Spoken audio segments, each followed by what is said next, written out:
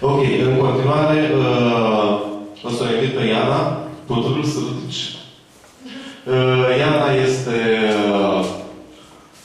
o altă poetă care o să apară la Editura Dragosate. Așa, la anul viitor. Este poetă și curator, vine din Slovenia. Este născută în 1975. Poemele sale sunt traduse în 12 limbi, iar în câteva săptămâni o să-i apară o carte la una dintre cele mai prestigioase edituri de poezie din New York, la Midsummer Night's Press. Iana. Plus Dragosate.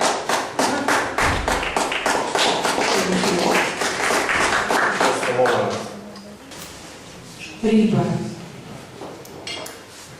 Če še tako previdno prerežeš trebuh te čudovite srebrne ribe, izvlečeš drobovje, obrišeš prah s poličk in postaviš ostre predmete najvišje, te varnost ne bo rešila strahov. Beda ne zagotavlja dobre pesmi. Bližina smrti te zgolj naredi bolj samega. Napolnjeni z veseljem kot akvarij z drstečimi ribami gledamo race, ki si sledijo za majhi lopatastih nog. En, dva, v vrsti. Nek retjo sem skupaj, neka peresna lahkost.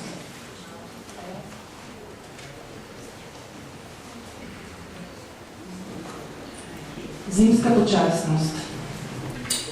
Vse se ti dogaja z zamikom. En vers znova in znova. Isti gib 1000-krat. Znožen krompir z dlanjom po telesu. Obrneš volan, prestaviš. Nič posebnega. Strmiš v kristal na svoji mizi, poslušaš pasje dihanje. Stvari vse pogosteje, kar so. Ona pomaha, ko pelješ mimo, avtomobili vozijo čez zeleno, stojijo pri rdeči. Vse še pride, ali pa je že odšlo. Ljubezen, samota, delo. In vse je za nekaj dobro. Tudi ta prekleti mraz, ki bo pobil vse klope. Lepota. Ko zaključi s pisanjem na računalniku, vklopi kamero in pokaže gladko, svetleče golo telo moškemu, ki doma za ekranom je pico. Gracilno gazelo z osločenim skokom prekine predatorska mačka. Prestopanje paličastih nog žerjava občudujemo bolj kot dolg odriv žabe drugačega pastirja. In triki delfina so priučena lepota, podobna gibki erotiki barskih plesav. Lepota v dolgi vijugi dima na nebu ne razlikuje med Auschwitzem in premogovnikom v Trbovljah. Obris Firebirda, letnik 69 posnema gibanje. A nekatere lepote so statične, izvenčasovne, rahlo pedofilski šile, spiral jeti, okosti dinozaura, ki sega do stropa, ali droben fosil, ujet med plasti izmed 200.018 in 200.019. Neodkrit, neobstoječa lepota.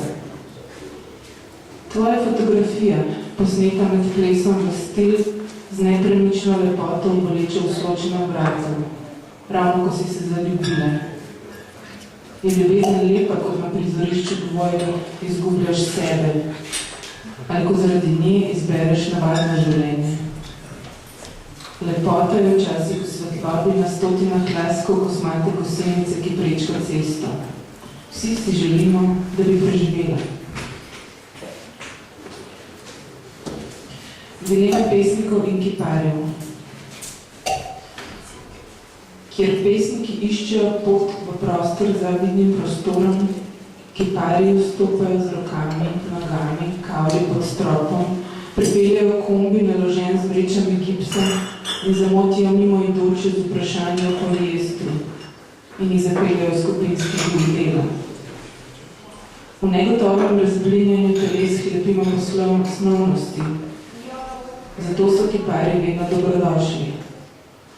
Brkljajo po nesmrtnosti in dajo trdnost prostorom duha, kot so knjižnice, ko polagajo svoje velike tople dlani na največje hrbte monografij z veliko slikami.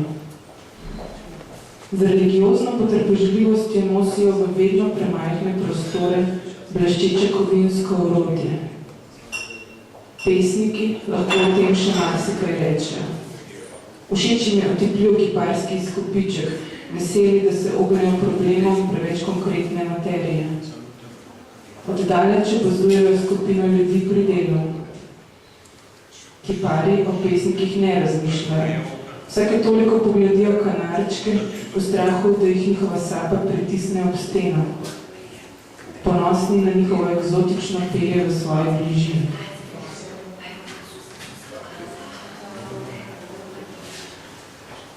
To noč bodo hrošči prilezli iz zemlje. Po noči raste miceljska mreža in se vzpostavljajo povezave med nevroni. Gost diha skozi fosilno deblo v ljubje živega drevesa in vsi smo zapredeni v najbolj vsakdanje skrivnosti. Živce in mozolje, iztekajoče se ure, nekdo kleči na grobu, da mu vlaga prodire skozi sintetične hlače do mrzlih kolen in pes trza v spanju, ko voha, kar je tisočletje zapisano v DNK, ki je samo bolj posrečena oblika kot nič ena, nič ena, ena, nič ena, nič, nič. In če si prav redko dovolimo ljubeč odnos do tehnologije, je zdaj tudi ona del signala, utripa v temi sobe z lučkami na elektronskih napravah. Vse prisotna je neopazna kot soseda, ki se vsako jutro vzpenja od nabiralnika, prenaša račune in zaključuje krog informacij. Obraz si želi, kot je dano le redki, zelo starim, zelo mladim. Nocoj bodo hrošči, ki so se 17 let pod zemljo hranili sokovi dreves, hkrati prilezni na plan in se preobrazili v nekaj drugega. Thank you.